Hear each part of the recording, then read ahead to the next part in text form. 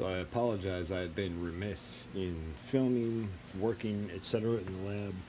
I've barely taken time to water it in the past couple of weeks. I've just been kind of busy on other things, and I'm having a trouble adjusting from summer to winter season.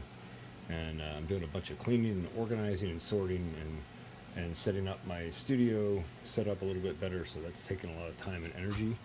So I just haven't been getting in here even enough to water as regularly as I should be. You can see a little bit of wilt over there on the peppers, and things are kind of in a little bit rough shape for now. But I just came through and gave everything an excellent deep soaking watering tonight.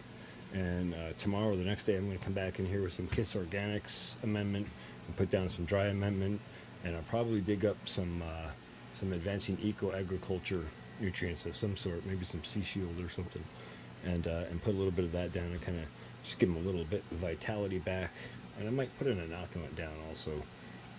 Just want to just bring things back to vigor, life, and happiness. And part of that is going to require some transplanting work. Like I know for a fact that this lemon verbena here in this pot is this soil has like gotten beaten down or something. It's just not performing well, and I got to pull these jalapenos out of here too. So that'll get transplanted. This ginger, I'll probably do something with it. That's flowering and actually setting seed. So we might try some cardamom, which is basically the seed of ginger, in some dish. The Texas tarragon is starting to recover from coming back inside. You can see lots of new growth coming on down here. And then, of course, it's doing its flowering thing it seems to like to do here inside the lab. I've only had that happen outdoors once before. That was back on the old farm. That was pretty cool to see all of them flowered nicely, heavily. Let's see. The turmeric is doing okay. That was struggling a little bit too with the low water. And then the turmeric and ginger that I brought in from the big planter outside, and the amaryllis bulb, which is this right here, are all doing okay. And actually that ginger is doing quite well. And so that's just a quick run through what's going on in here. I guess I'll give you a shot of the geranium. This is the citronella geranium, which smells just wonderful.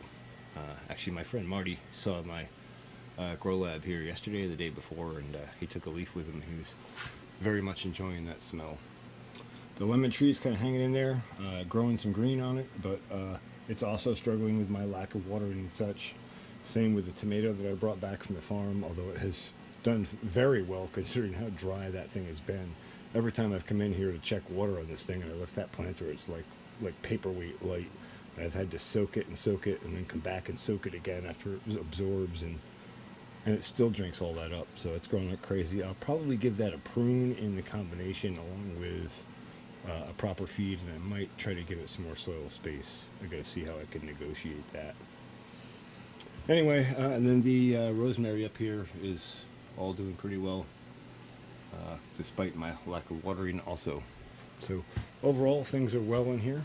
And let's see, what else? I guess we'll take a look in the other lab. Real quick, I'll just give you a clip of the catnip flowers that I harvested from the catnip plant that was in the big grow lab that we're going to go look at now in the small lab.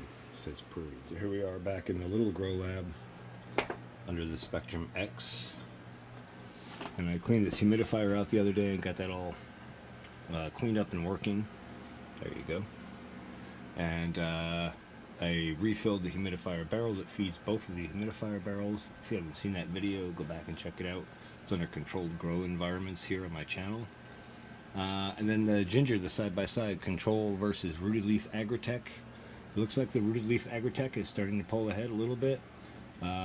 These have had enough water, both of them, and they're doing exactly what I've experienced in general as far as ginger goes. When I bring it back into the lab, there's always like a transplant shock period, I find, and we're seeing the results of that here. Part of that is because of my lack of watering, but these were kept a little bit better watered than everything else. These are deep planters, they're not fast growing plants, and I've tried to stay on top of their moisture a little more closely. So, but at the end of the day, the Rooted Leaf Agritech stuff is starting to pull out ahead and grow some nice vegetative growth on it already. And so is the control that didn't have any Rooted Leaf Agritech nutrients on it, but it is not quite as vigorous at the moment. So, interesting comparison. We'll see how that progresses. Over here we have the catnip. This is the one that is a special catnip seed, very potent smelling. Cats who've tested it all prefer it over other catnips. And so this is a strain I'm developing out, and I probably will grow out on some commercial level at some point. But right now I'm just developing out my seed stock and kind of learning to grow it in a controlled environment. It's something I've always grown outdoors, but never grown in a controlled environment for any long period of time. And I noticed when it first came into the lab, it went right into flower. And I can't say whether I can attribute to that just to the lighting or whether the nutrients that I put on were also a factor in that. So for now, it's here in this lab, and we'll trim it back real short, and we'll monitor it and see what it does. All right, I guess that's it for an update for today. Hope you found this interesting or informative.